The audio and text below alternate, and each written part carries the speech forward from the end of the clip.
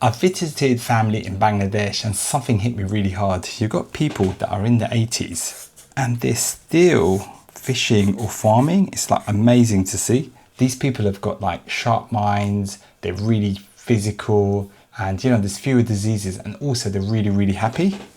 Whereas most people that live in like a Western world, you've got your laptop on your computer and you're just kind of sitting down all day on this computer. Here's what nobody talks about. The more comfortable our lives get, the more anxious and unhappy we feel. We were never meant to be just sitting there frictionless with like no discomfort at all. And in this video, I'm going to show how to fix it and manage the fear of doing that. Assalamu alaikum, I'm Iqbal. I'm a software engineer, dad and Muslim. And if you're new here, we look at strategies for creating a life that you love as a Muslim. Today, we're going to cover two things. Number one is why your brain needs friction, some sort of discomfort. And number two, and this I believe is more important, is how to deal with the fear that comes with friction or any sort of discomfort. If you look at our grandparents, and the people that I saw in Bangladesh, they didn't choose to exercise. They had to fish, they had to walk, they had to do the farming. Hard physical work wasn't a lifestyle choice. It was just their everyday life. And life just naturally provided them with that gym, with that physical exercise. Now, fast forward to today, we drive everywhere, we have AC in our cars, we can order food to our houses, we work from home. And now our brains, which need a bit of challenge, are now sitting in the world with hardly any challenge. The result is that we feel flat, anxious, and a little lost. Not because something is wrong with us, but because we are starved of that discomfort. Everything's just way too comfort. And I remember when I did like this Tough Mudder race or a 10K, I just feel great whenever I did any of those things. And you notice that all around, people are always looking for challenges and things to do, because deep down we know we need a bit of friction or a bit of discomfort.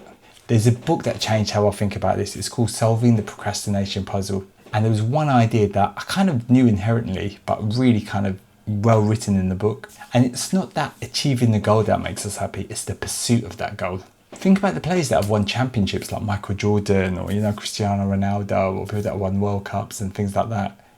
They celebrate for a day, for a bit, then what? They want the next challenge, the next season, the next mountain. I really love the way to explain it is like if you have like a mountain and you have a helicopter that kind of just takes you to that mountain. Are you going to be happy? Okay, yeah, it'll be nice to go into the summit, But now imagine if you had actually climbed over that mountain, and doing every step and doing that hard work, which a lot of people can't do. Then you're going to be really happy. That's why when you go to a beach holiday, it feels amazing for 2 days to get that rest. But then you want to do something like, usually I want to go into town, I want to check that out a bit. We're not designed just to sit there all day and just do nothing. We're built for some meaningful challenge. Michael Easter wrote this book called The Comfort Crisis, and I love this book. And his argument is simple. And that's that for most of human history, just being alive meant dealing with discomfort on a daily, regular basis. Cold, hunger, physical discomfort, uncertainty. Discomfort wasn't the enemy. It was just everyday life. It was just the baseline. Now we've removed almost all of it and we're just paying the price now. There's a lot more anxiety, mental health, depression, more lifestyle diseases. And I love this line from Bruce Lee, which sums it up perfectly. It's much better to be a warrior in a garden than to be a gardener in a war. We're meant to be warriors. This is what we want to be. Someone who's trained themselves in hard things. So when life gets difficult, and it will, then you're ready for that. And that stress doesn't hit you as hard. One of my all-time favourite books is Can't Hurt Me by David Goggins, and one of the lessons he talks about in that book is callousing the mind. The best way to explain it is, imagine if you're someone that does chin-ups. You have your chin-up bar, but when you do that chin-up, like your hands kind of really hurt. But then what happens is, after a while, you develop these sort of calluses, and your skin sort of hardens and thickens and it gets better. And that's what happens to your mind when you go through hard things and a bit of discomfort. Every time you push through discomfort, your mind gets a little tougher. Every time you do the thing that you didn't want to, you build a mental callus. And that is the beauty in the pain. Like that pain is telling you something, it's going to teach you something. And it's about how can we embrace that. Now there's something called the blue zones, which are areas in the world where they have the longest living humans in the world. And there's something that they all have in common, and that's that they have a lot of physical exercise just naturally built into their day. They live in mountains, they may live in hills, they walk everywhere, they're just constantly moving. And that's not because they pay for a gym, but because their environment just demands them to be moving and physical. Now, there's this process called hormesis, which a lot of us might be familiar with. The best way to explain it is like when you go to a gym. So when you go to the gym and you lift those weights, what's actually happening is that you're doing tiny little tears to your muscles, and then your muscle kind of rebuilds, and then it just kind of, in the long term, you just get much stronger. And this is the whole point of going to the gym. This is how you get strong.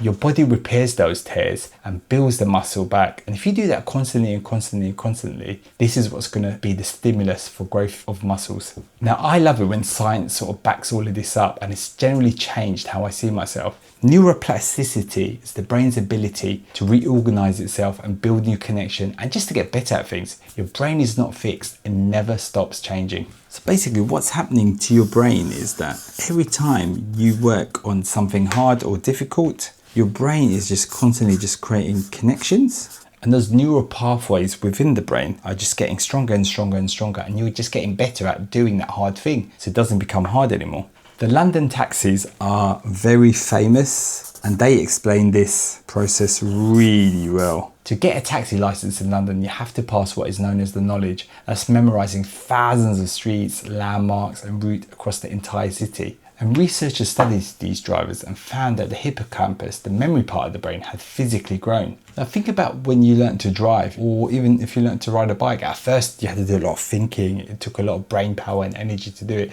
But afterwards it just became natural. When I'm driving, I have the radio on, I could speak to someone, I could drive around, and I just feel like it's just so natural now. So how do you actually build this, especially when you're starting from zero? The answer is micro progressions. This is where people get it wrong. We all kind of intuitively know that 100 is better than 1. So that's doing a thing 100 times is much better than doing it once. However, 1 is 1,000 times greater than 0.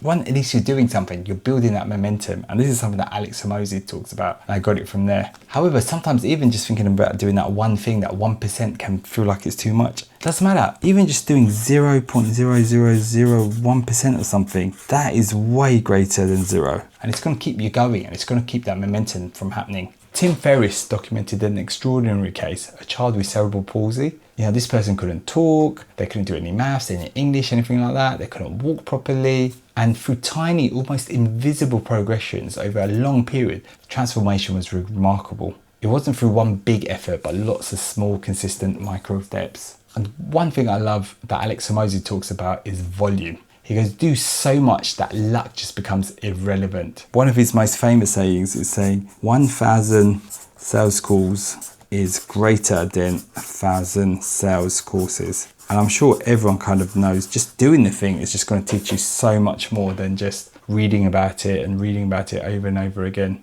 And by doing these calls, that is what's going to build your confidence. And with that confidence, it means you could then try and grow even more and more and more.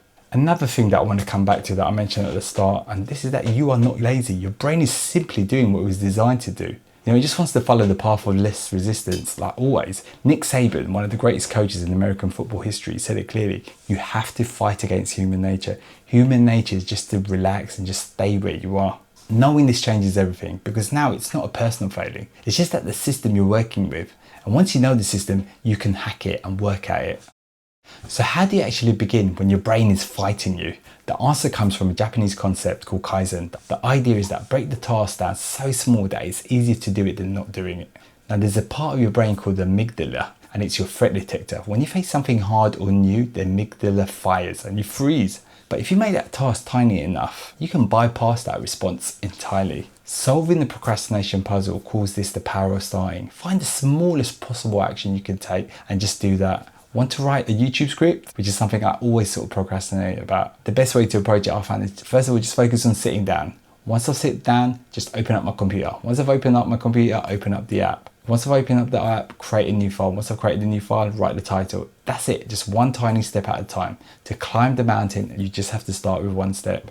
Another great book I love is the book by Susan Jeffers, which is about feel the fear and do it anyway. And one of the things she talks about is you have this internal chat box in your head whenever you want to do something that's out of your comfort zone and it's going to be a bit uncomfortable. And she goes, just repeat this to yourself. I can handle it. I can handle it. I can handle it. You're trying to kind of override that chatterbox. And I know it sounds cheesy, but it is neurologically training your response to discomfort. And honestly, it's a really good tip. And here's the thing that I'm sure a lot of us know about building hard habits. You know, it's not going to be a straight line. There's some days when you don't want to do the thing or things come up, and that is okay. It's not all going to be totally even. There's going to be uneven days. You find you might do, you know, one day will go really well, the next day will go, the next day will go, and then suddenly something happened you couldn't do that day. So rather than letting it continue to be another day and then another day, just be kind to yourself, but also firm as well, and just kind of just get back into it as soon as possible. Learning to do hard things takes a long time. You know, that's the point.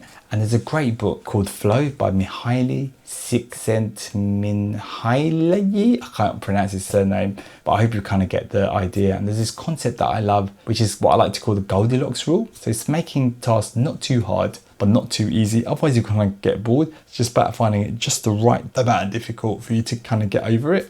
Now I'm going to talk about some ideas of building friction into your life. So if we kind of divide this into 4 segments, the first one is physical. And honestly, just do anything. Like, I think walking is amazing.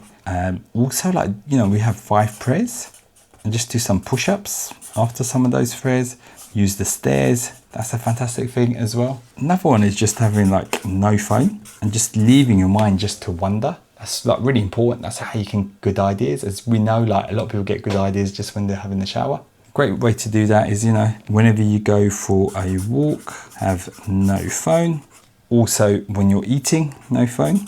Another thing is just about developing your brain and, you know, your cognitive ability. And, you know, you could do any sort of thing. And amazing, as Muslims, we've got the Quran. We can read the Quran. Like, I try and do 10 minutes a day.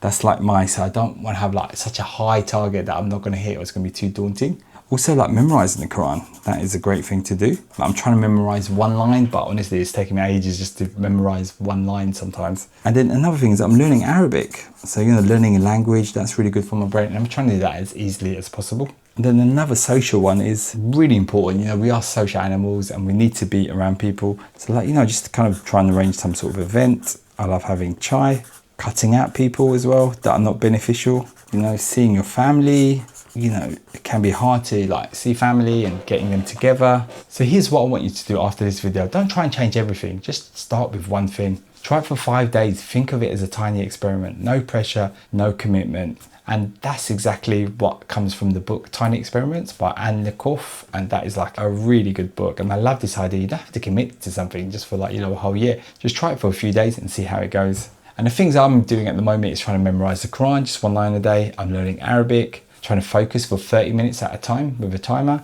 and I'm eating at least 1 meal without a screen. Honestly, that has been quite difficult, especially, you know, after you've been working, you just want to kind of sit down and eat and just use your phone. So, you know, if you found this helpful, please smash the like button, and I'll catch you in the next one. Assalamu alaikum.